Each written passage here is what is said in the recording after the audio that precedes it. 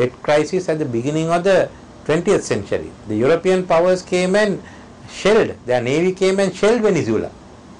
They got permission of the US because they couldn't repay their debts to international banks. Mexico was occupied in the middle of the 20th century. These are countries that were occupied because they couldn't pay the debts. Today it's different, especially after the banking, the financial crisis of 1997. Right. Sometimes government might take at risk, others that the banks must also bear the risk. You can't expect governments to be paying out when banks have also knowingly entered into a contract. And that's all that I am saying. I mean, why is HSBC singled out? I mean, there are JP Morgan and Barclays and all those guys are also doing. We have written on JP Morgan also. We are also investigating JP Morgan on another issue on the MiG-27 deal. Then also this whole deal will come under, there are complaints by some of the Sri Lankan banks that they gave better offers as far as this was concerned, and that there is a lack of transparency. That's also an issue that has to be investigated at some point. Essentially what you are saying is that there are legal issues and HSBC and everyone else better look out for the... I can't tell HSBC what to do or JP Morgan. But the government is saying, why worry about it? UNP will never come to office. That's a different matter. You want me to discuss it here? I can. That's not the plan. As it is, I have said that I am having a people's movement to bring the government down through the streets and have elections. Now the government has panicked, and they think that they'll fall down they'll fall by the time of the budget. I want to move to the background of these borrowing limits. When you came to office in 2001, you found that the debt to GDP ratio was over 100%, and the tax revenue that year was not sufficient even to pay debts that you owed that year alone. Now, in that context, in 2003, the Parliament enacted the Financial Management Responsibility Act.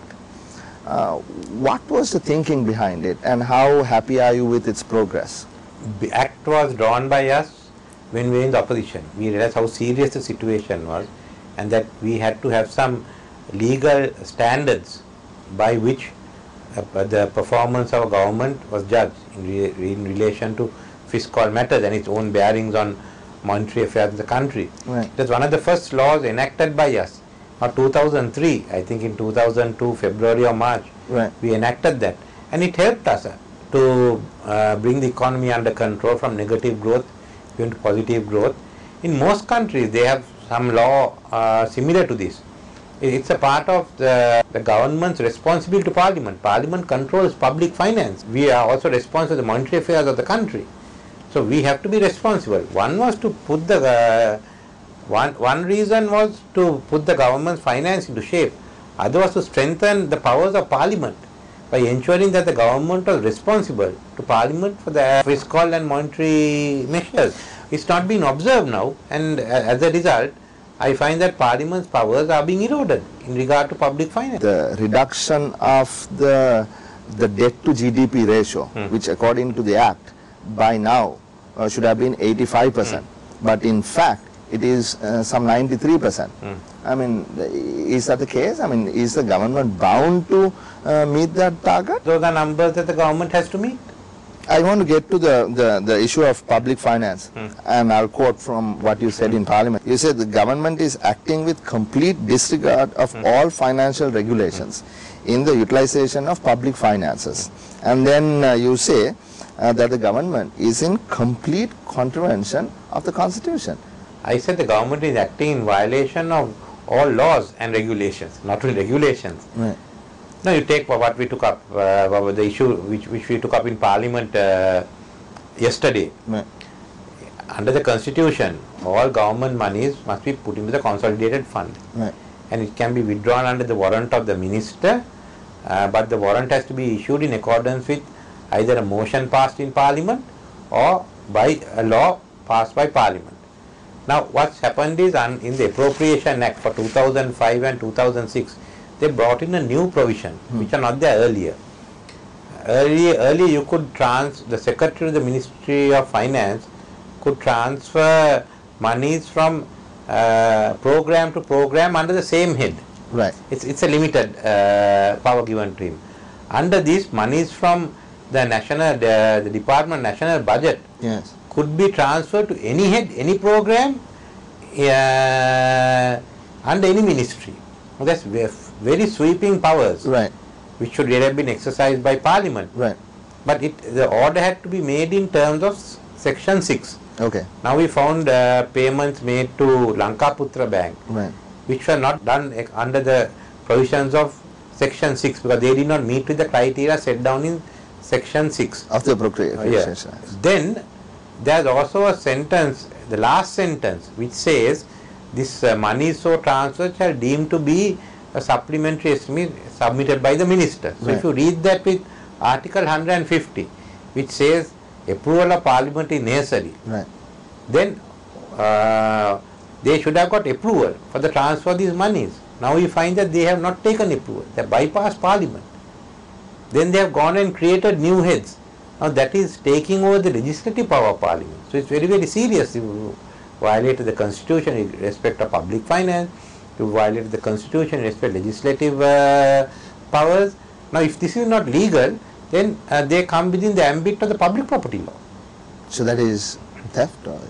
It is. I mean, if you look at what happened to Sripa Suraj with some one vehicle, and Johnny Fernando was taken in because three ordinary spoons are missing. This is certainly going to be far more serious.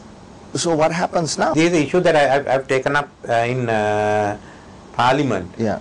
But government is regarding all the laws and this. This is why even the HSBC loan comes into this category. I mean, we have a separate group that studies public finance, legislative affairs. So you are saying this loan will also be in contravention to the... I said it's not authorized by law.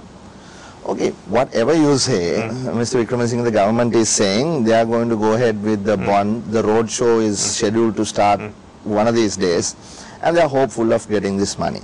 They are saying the investors are eager, in fact, to invest in Sri Lankan bonds. And I quote, they say, when the money comes in, the absurdity of your position will be exposed. How do you respond to that? My duty is to inform everyone what we are going to do once the UMP government takes over. I have done that duty. I think we passed it around everywhere. If people want to go and invest money at their risk, well, that is their job, not ours. But we will not honor this, and we have made it very, very clear. If the HSBC and the government decides to come to an agreement on this and they issue the bond, then we will also pass relevant resolutions in our party that we will have to adhere to once we come into power, which will be to cancel this bond. At the moment, we have taken the first step of informing everyone. Thereafter, we will take these steps, and once we come to power, we will cancel the bond. But that will have a huge, repercussion, black mark for Sri Lanka. It's not so, Harsha, because everyone is borrowing at risk now. And once we establish the legal basis as to why we are doing it, it's the same as any other loan. I mean, if the government has no authority, if the government is acting outside the law, and we have informed the bank, then they have to take the hit. That's all. It's a part of the rules of commerce. Well, let's assume you are in office and then you actually cancel this loan and then refuse to pay it back. How will your government then? No problem there. There are many countries which have raised issues in regard to one single project, one single loan, and we are going on the basis of the fact that it is not authorized by law. It's not that I am coming down and cancelling some law bond which is legal. So now people can't go back to their governments and say, look, we lost your money, because then the governments can turn around and say, you were informed of this, you have taken it at risk. That's all, we put it at risk. We put them on notice so that they can't go and pressurize their governments. As far as UMP is concerned, we have a good track record. I don't think there's going to be a problem for us. But on the other hand, I am not going to resort to this type of borrowing. You don't require it. As far as we are concerned, there's a very high level of debt, and that's getting tied up to corruption. That's the other thing. And we are going to clean up corruption this time. It's not only politicians who are corrupt. The business sector is corrupt. If you look at what some of the business people have tell you about their own colleagues.